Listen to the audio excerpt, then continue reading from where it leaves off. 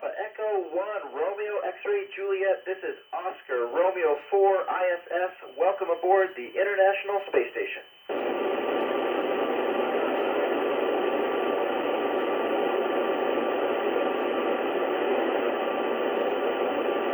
I am ready for the questions, over.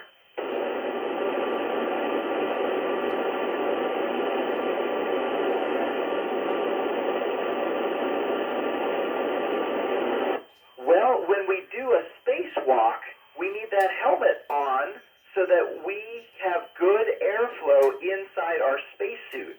When we do a spacewalk, our spacesuit is essentially our spacecraft. And so we go outside and we do the work on the space station. Now, we also have to wear a helmet in our spacecraft that we launch from.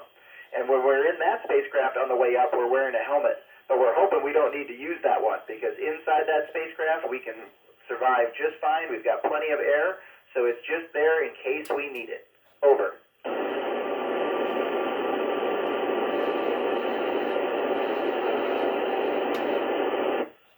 Hello, Liam. I will tell you it's not cheese.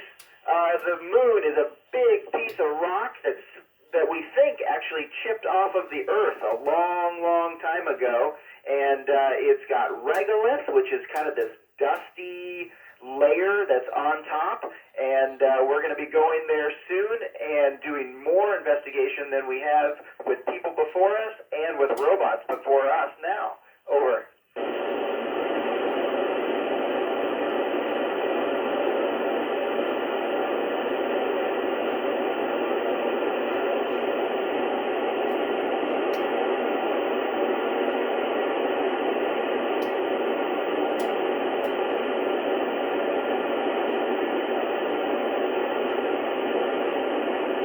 That question was broken, but I think I heard about a toilet and telephone in the question. And if that was your question, yes, we have both up here when we need one very, very much, because we are humans and we need to use the toilet. It's a very sophisticated toilet, and it really does an amazing job.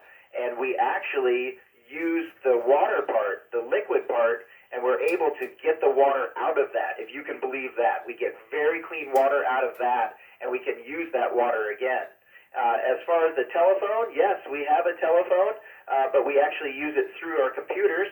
And in fact, I can call my family from time to time and check in on them and say hello. Over.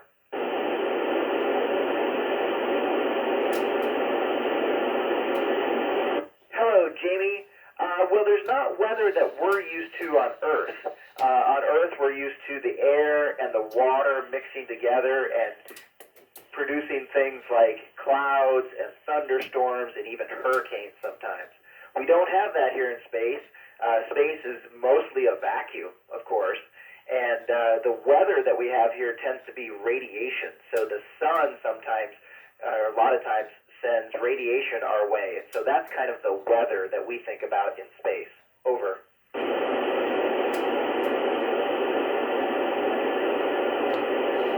Alp, you've got it. It's incredibly relaxing in space in terms of your physical body and being able to just float. Last night I slept so well. We strap in a sleeping bag to the wall and we just float there, and it's very, very pleasant. Now, some of the work that we do is not completely relaxing because there's some important things that we have to do. But yes, in terms of your body, it's incredibly, incredibly relaxing. Over.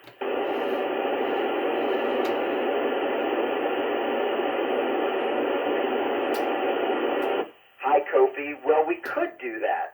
We could find a planet that's a little bit like Earth and then maybe set up a big bubble, and we would live under that.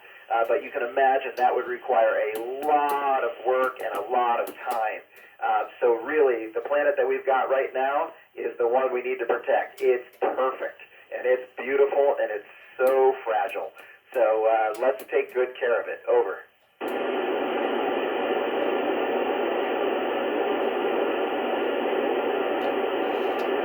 Ashna, that is a great question, and we are trained in medical procedures in case we need to help a sick or injured crew member. And if we really needed to, we could actually get home in pretty short order if we needed to get somebody back on Earth. That we haven't had to do that before. And in fact, I am floating right next to my crewmate Frank, who's an actual doctor, so he could probably take really good care of us up here before we needed to undock. Over.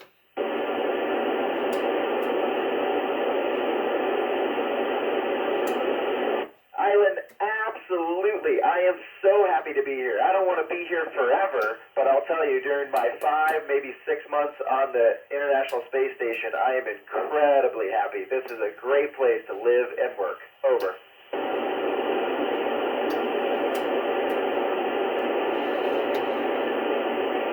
Hello, Isabella. Well, when I was a kid, maybe about your age, I started following the Space Shuttle program. I just thought that was a really, really cool program. And as I got older, I got very interested in aviation as well as science. I actually was a physicist before I went into aviation. And so in the end, I realized, boy, this job, even though it's really, really hard to get, is a really neat mixture of both aviation and science.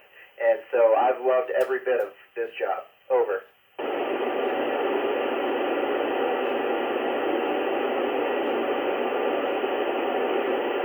David, I was incredibly surprised. I did not plan on getting this job. For me, it's a little bit like playing the lottery. You can't win if you don't buy a ticket. So I never counted on it. I just thought I would apply and see how it turned out. And so I was really surprised when I got the selection. And it really changed our lives dramatically. And I left my life in physics. But couldn't be happier to be up here. Over.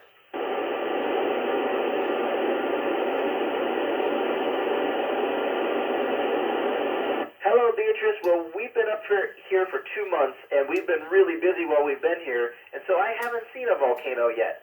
But we have had a crewmate a couple years ago who actually saw a volcano while he was looking out the window, and he called the state of Alaska and let them know before they even knew that their volcano was erupting. Over.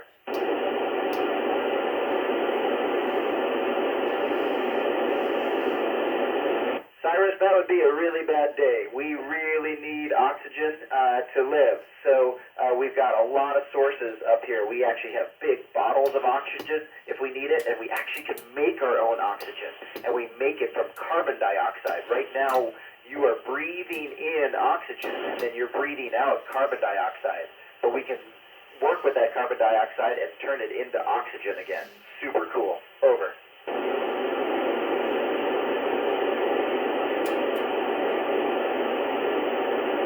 Thank you for covering for Thanos. How do they grow in space? Well, we're getting better and better at it every day. In fact, I'm about 5 feet away from an experiment where we're experimenting with the soil, and we're growing little tomatoes right now.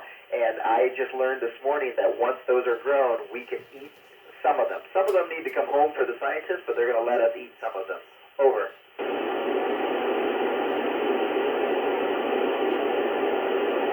Hello, Sanjay. Will we take a spacewalk when there's a job to do on the outside of the space station, either to fix it or to even make it better through some improvements? We have done 2 spacewalks in the last 2.5 to 3 weeks, and we've got another one in about a week and a half, and we're putting new solar arrays out there, and we even got to fix one of the older solar arrays the other day. So we go out there when the job calls for us, but it looks like maybe averaging maybe 2 every expedition, so maybe 2 or 3 every 6 months.